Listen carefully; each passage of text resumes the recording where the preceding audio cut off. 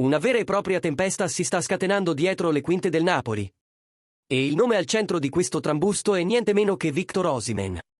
Siamo tornati con un aggiornamento urgente ed elettrizzante sul futuro dell'attaccante nigeriano, che potrebbe essere sul punto di prendere una piega sorprendente.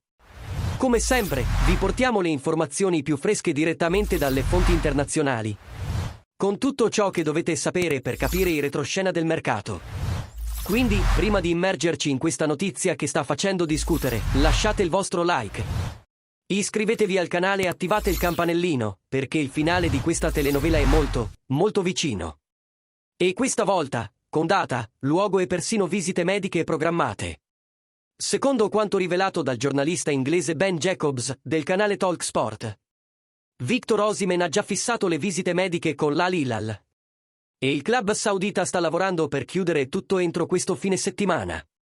Il trasferimento, che da settimane era oggetto di discussioni dietro le quinte, ha ora subito un'accelerazione e l'attaccante nigeriano, che ha brillato con la maglia del Napoli e poi ha incantato il Galatasaray, sta per indossare una nuova maglia, sotto la guida di Simone Inzaghi, il nuovo allenatore dell'Al Hilal.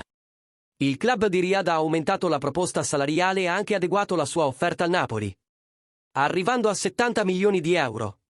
Una cifra molto vicina alla clausola di 75 milioni stabilita da Aurelio De Laurentiis.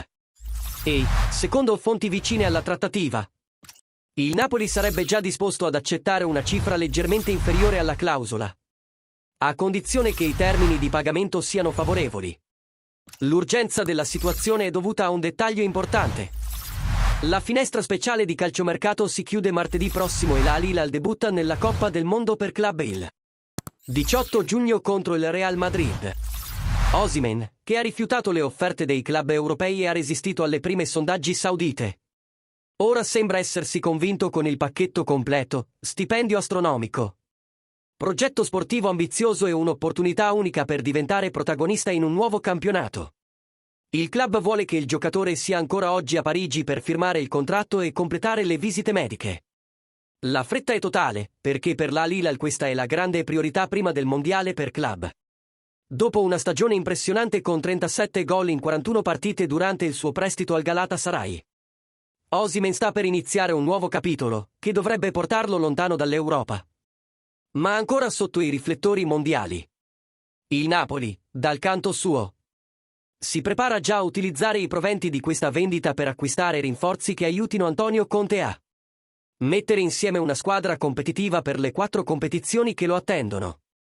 E ora voglio sapere da te, tifoso napoletano, credi che questo sia il momento giusto per vendere Osimhen? Accetteresti i 70 milioni o aspetteresti la clausola completa?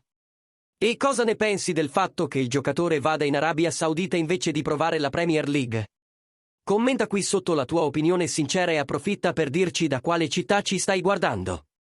E, naturalmente, se ti è piaciuta questa copertura completa e vuoi sostenere il nostro lavoro, lascia un super grazie qui sul canale, questo ci aiuta a continuare a portarti le notizie più calde sul Napoli. Alla prossima!